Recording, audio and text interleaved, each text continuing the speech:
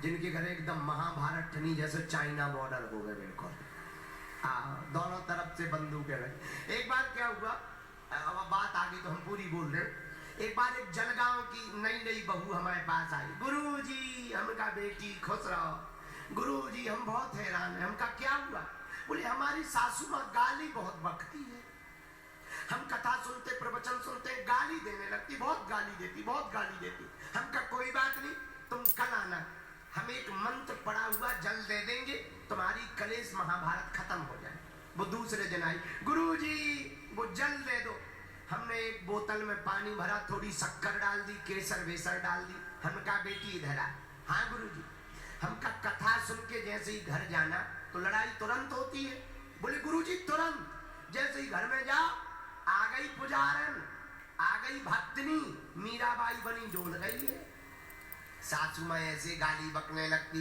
हमका चिंता मत करो। और क्या कहने लगती? बोली महाराज जैसे ही प्रवेश करो सोई हमारी सासू माँ चिल्लाने लगती, अरे आ गई, मटक रही है, बाहर घूम रही है, काम चोरनी है, काम नहीं करना है तो लिया माला, बन गई बाबनी। बाबा बन जा बाबा, बाबा के यहाँ चली जा। ऐसे उल्टे सीधी बातें बोलती हैं।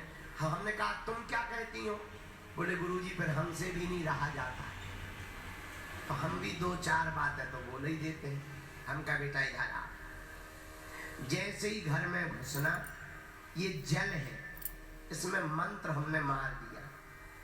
ये पानी का जल साधारण नहीं है, बहुत पावरफुल है। जैसे ही घर में घुसना, 4 ढक्कन मुंह में रख लेना।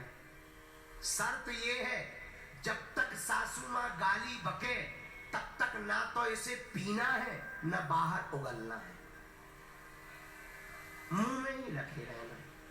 महाराज जो आ गया। अब वो जैसे ही घर गई, उसने 4 ढक्कन, जैसे ही सासू माँ ने उल्टा सीधा बोलना शुरू किया, ये भी बोलने ही वाली थी, तब तक इसे जल याद आ गया। इसने 4 ढक्कन मुंह में डाल लिया, मुंह बना के बैठ गई। अब गाली तो बकना चाह रही, पर गुरुजी ने कहा था पीना है नहीं है, बाहर उगलना नहीं। तो 10-15 मिनट बाद सासू माँ शांत हो गई, चुप हो गई। उल्टा ये और बोली, आजकल गूंगी हो गई का, जो बोल नहीं रही। अब ये कहे कि बोलो तो सासू माँ बोली क्या कर रही है? गूंगी हो गई क्या? भगवान ने मुंह तेरा फोड़ दिया क्या? अब ये इसे लगे तो कि ये मन में तो कहे कि हमारा नहीं फूटा, तेरा फूट गया करम जली। लेकिन गुरुजी ने कहा था कि पानी पीना भी नहीं है और उगलना भी नहीं। जब 10-15 मिनट बाद सासू माँ चुप हुई, फिर इसने पानी पिया। दूसरे दिन फिर यही किया। 5 दिन बाद हमें मिली। हमने कहा गाँव बहू रानी, तुम्हारे घर की लड़ाई कैसी है? बोले गुरुजी तीसरे दिन से आराम लग गया। 2 दिन तो खूब गाली मिली। तीसरे दिन हमारी सासू माँ हमें से पूछ रही थी कि आजकल कौन से बाबा जी के प्रवचन सुन रही है? आजकल कौन से बाबा जी के प्रवचन सुन रही है जो बड़ी सुधर गई है, कुछ नहीं बोल रही है? तब हमने बताया बागेश्वर वाले गुरुजी के प्रवचन सुन रही है। तब वो बोली अच्छा अब एक नया लफड़ा फंस गया। हमने कहा बेटा कहाँ की हो? बोले झुरखेड़ा। बोले झुरखेड़ा की। तो हमने कहा टेंशन में क्यों?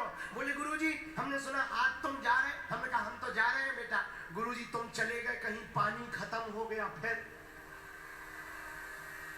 लड़ाई होगी। हमने कहा नहीं तुम टेंशन ना लो। एक बात बताओ, तुम्हारे घर में नल आता है? नल? बोले है। हमने कहा जब भी पानी कम बचे नल से पानी डाल लेना, थोड़ा शक्कर डाल लेना, और जब भी गाली गलौच होगा तो 2 ढक्कन डाल लिया करो। बेटा जल तो बहाना है, असलियत बात तो ये है एक अगर बक बक करे तो दूसरे को चुप हो जाना चाहिए। हाँ। एक अगर गरम हो तो दूसरे को नरम हो जाना चाहिए। पति अगर थोड़ा गरम मिजाज के हो गए गुस्से तो पत्नियों को थोड़ा चुप हो जाना चाहिए। बाहर में गया, अब पति भी कहे मैं खा मार दूंगा मुक्का, और पत्नी भी कहे लेता मार। लो हो गई महाभारत। फिर क्या दे ढिसुम ढिसुम, फिर तो वही महाभारत प्रारंभ हो जाएगी। अरे पति थोड़ा गुस्से है, कहाँ घूम रही है, खाना नहीं बनाया, सुबह से कथा में चली गई, हमारा दिमाग खराब बाकी ये बाबाओं के चक्कर में दिन भर टीवी पे लगी रहती, कभी ये बाबा जी, कभी वो बाबा जी, कभी ये कभी वो, कभी अच्छा कभी सास बहू का सीरियल। कोई बात नहीं, थोड़ा गर्म है धीरे से कह दिया करो, सुनो जी ऐसे गुस्सा नहीं करते हैं वरना दिमाग खराब हो जाएगा तुम्हारा। फिर देखो तुम हा दो मीठी बातें बोल दो और थोड़ा चुप रहो। अच्छा किसी को गुस्सा चढ़ी हो, भयंकर गुस्सा, और तुम उसके सामने बढ़िया ऐसे हंस के कहो ओ हो, पर देखो तुम उसकी गुस्सा और हाई हो जाए।